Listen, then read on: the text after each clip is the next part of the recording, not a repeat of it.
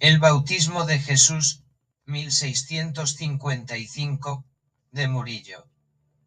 La vida de Jesús está narrada en los evangelios redactados por algunos de los primeros cristianos. Establecidos en Nazaret, sus padres, San José y la Virgen María, se encontraban accidentalmente en Belén para inscribirse en un censo de población cuando nació Jesús.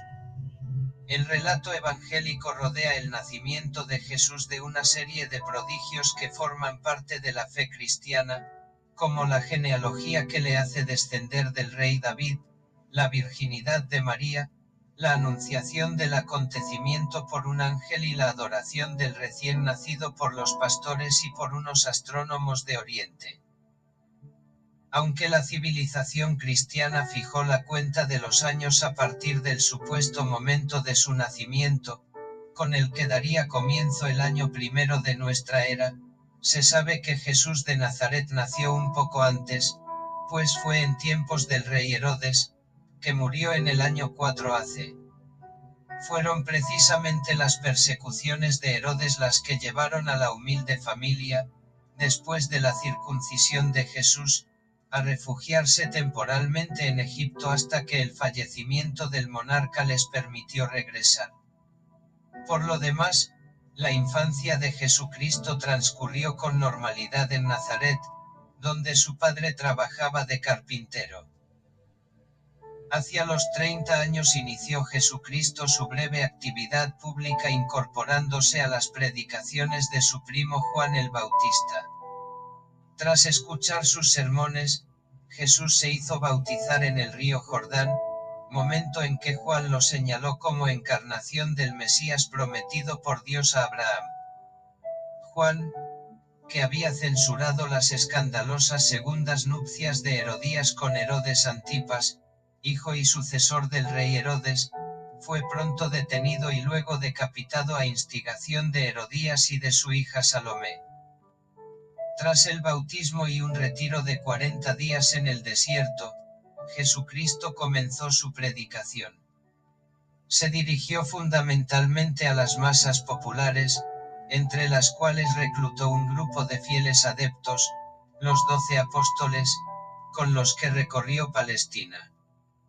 Predicaba una revisión de la religión judía basada en el amor al prójimo, el desprendimiento de los bienes materiales, el perdón y la esperanza de vida eterna, el llamado Sermón de la Montaña, con sus admirables bienaventuranzas, es la mejor síntesis de su mensaje.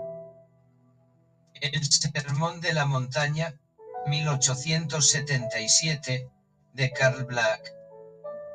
Su enseñanza sencilla y poética, salpicada de parábolas y anunciando un futuro de salvación para los humildes, halló un cierto eco entre los pobres. Su popularidad se acrecentó cuando corrieron noticias sobre los milagros que le atribuían sus seguidores, considerados como prueba de los poderes sobrenaturales de Jesucristo. Esta popularidad, unida a sus acusaciones directas contra la hipocresía moral de los fariseos, acabaron por preocupar a los sacerdotes y autoridades judías. Jesús fue denunciado ante el gobernador romano, Poncio Pilato, por haberse proclamado públicamente Mesías y Rey de los judíos, si lo primero era cierto, y reflejaba un conflicto de la nueva fe con las estructuras religiosas tradicionales del judaísmo, lo segundo ignoraba el hecho de que la proclamación de Jesús como Rey era metafórica, aludía únicamente al reino de Dios, y no ponía en cuestión los poderes políticos constituidos. Consciente de que se acercaba su final, unos días antes de Pascua se dirigió a Jerusalén, donde a su entrada fue aclamado por la multitud, y expulsó a los mercaderes del templo. Jesús celebró una última cena para despedirse de sus discípulos, luego fue apresado mientras rezaba en el Monte de los Olivos, al parecer debido a la traición de uno de ellos, llamado Judas, que indicó a los sacerdotes del Sanedrín el lugar idóneo para capturarle. Comenzaba así la pasión de Cristo, que le llevaría a la muerte tras sufrir múltiples penalidades. Con ella daba a sus discípulos un ejemplo de sacrificio en defensa de su fe, que estos asimilarían exponiéndose al martirio durante la época de persecuciones que siguió. Jesús fue torturado por Pilato, quien, sin embargo, prefirió dejar la suerte del reo en manos de las autoridades religiosas locales. Estas decidieron condenarle a la muerte por crucifixión. La cruz, instrumento de suplicio usual en la época, se convirtió después en símbolo básico de la religión cristiana. Detalle del Cristo crucificado, c. 1632, de Velázquez. Los evangelios cuentan que Jesucristo resucitó a los 3 días de su muerte y se apareció diversas veces a sus discípulos, encomendándoles la difusión de la fe.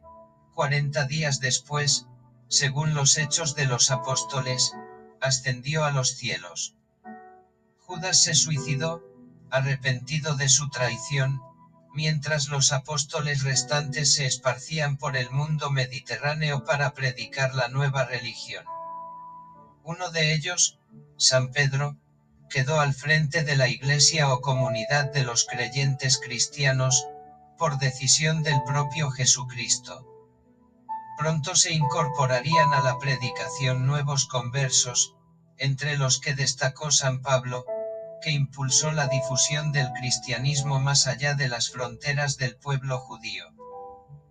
La obra de Pablo hizo que el cristianismo dejara de ser una secta judía cismática y se transformara en una religión universal, que se expandió hasta los confines del Imperio Romano hasta convertirse en el siglo IV en la confesión oficial por obra del emperador Constantino. A partir del siglo XV, con la era de los descubrimientos europeos, se difundió por el resto del mundo, siendo en nuestros días la religión más extendida de la humanidad, si bien se encuentra dividida en varias iglesias, como la católica romana, la ortodoxa griega y las diversas protestantes.